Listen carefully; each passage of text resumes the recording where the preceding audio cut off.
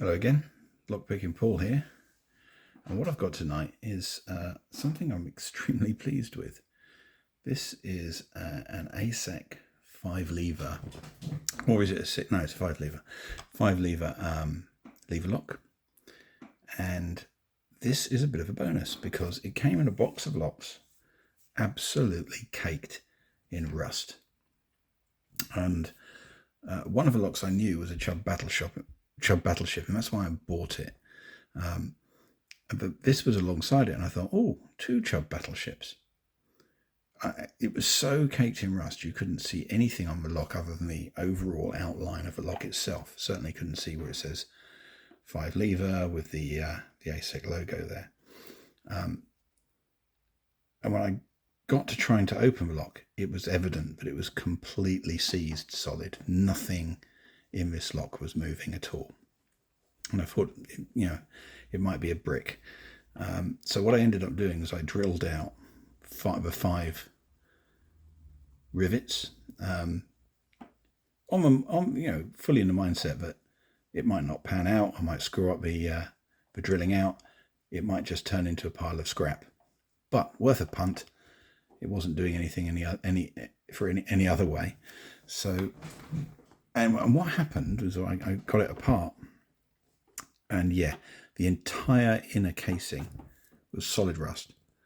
The levers, the brass levers, and the bolt, they were fine. They were caked in gloop, sort of years old oil and grease. But the rust was so heavy on the casing that nothing would move. So I ended up having to strip everything out, give it a big degrease bath. I've got a wire brush which is mounted to a bench grinder, and gave it a really good clean up. It came out surprisingly well, both inside and out. And the added advantage with a bench grinder brush is if you catch your hand on it, it's a good exfoliator, as I've discovered. But what you've got here is a lock that's surprisingly difficult to pick. Whilst it looks just like a Chubb, the Chubb is far easier to open than this. And this requires a lot more tension and a very strange sort of stabby pick movement it likes. I don't know why. It's very odd, but that's the way I can get this open with some reliability, if you like. But if you go at this like you would a normal lever lock, for whatever reason it doesn't open. So what I'm going to do is I'm going to pick it open, then we'll open it up, take these 2 screws off, and I'll show the mechanism inside, which is not something you often get to see in a lever padlock, normally because the rivets are intact and you wouldn't sort of take them apart unless you really needed to. So it's never going to be used as a real lock again, but it's a nice reference piece and it's nice to be able to look inside it. So let's get it open.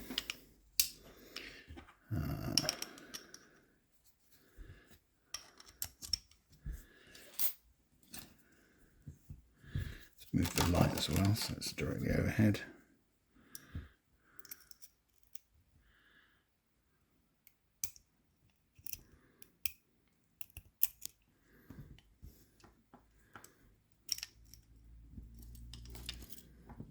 So you can get good tension on this.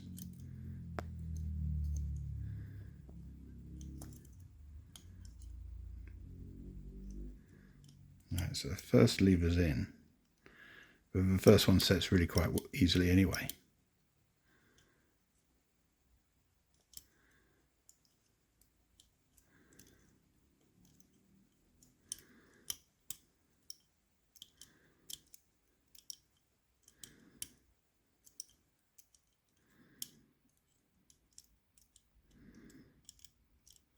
I think the second lever's in.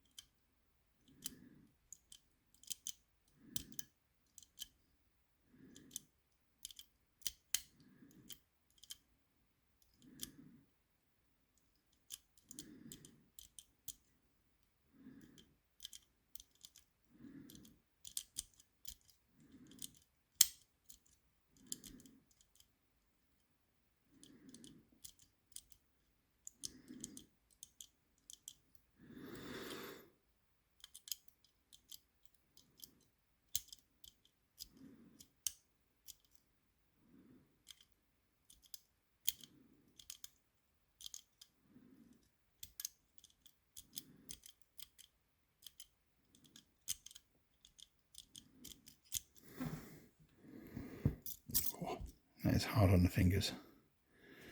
I'll support that for a second while I get my feeling back.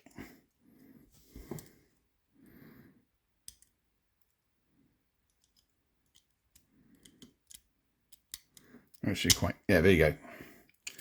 It's opened. That is hard work. Right, let's get this out. Now another interesting thing is the key for this that I'm using as a tensioner is a cut down era 5-lever insurance lock key, and that bolt post isn't quite long enough to throw this bolt properly, but I'll show you that. So let's open this up. A bit that you don't normally get to see with a lever padlock. I only drilled and tapped 2 of the rivet posts. Couldn't see a good reason to drill and tap all 5, as I knew I'd want to sort of keep this lock as a lock I could continue to sort of take apart and use as a reference item. Right, it's quite a tight fit, a snug fit into here. I'm just going to lever the front plate off.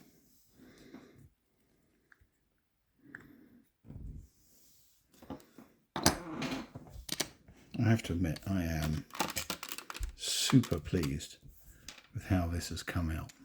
But you can see here, well, that bolt hasn't thrown all the way through. You just grab the top of the bolt and slide it. There you go. Now that's fully thrown. So if I needed to really throw that fully, I'd have had to reach into the back. But I can show you that. So what we can do, I'll put that down and I'll just change the camera angle. We can gut it. Not something you get to do with a lever padlock very often.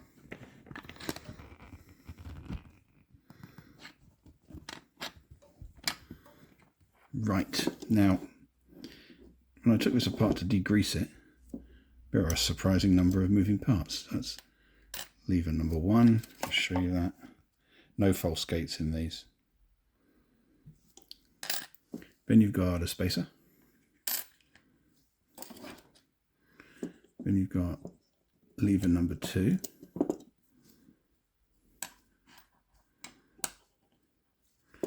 And another spacer. Come on. Doing this around the camera, not so easy.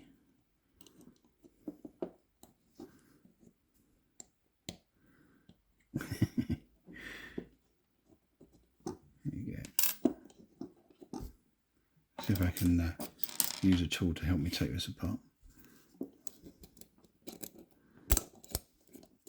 Okay.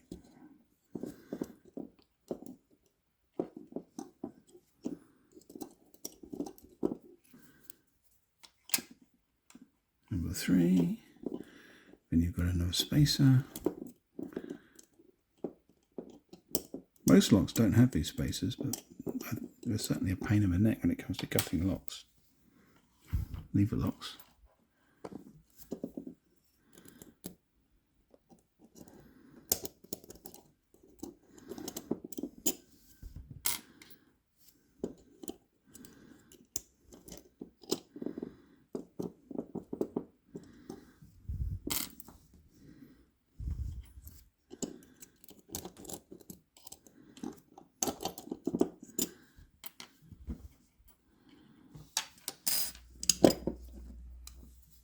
And so that's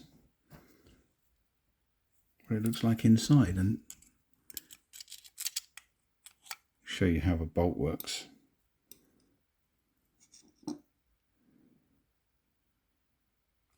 So it just could do with being maybe a millimetre and a half longer, that key tip, and it would throw it more fully. I mean, it does get it open, but it's not a perfect open. But surprisingly simple inside. There's not a lot going on inside these locks. But yeah, chuffed to bits with how it's come out. Anyway, that's it for tonight. Hope you enjoyed that. good luck with your picking. Cheers.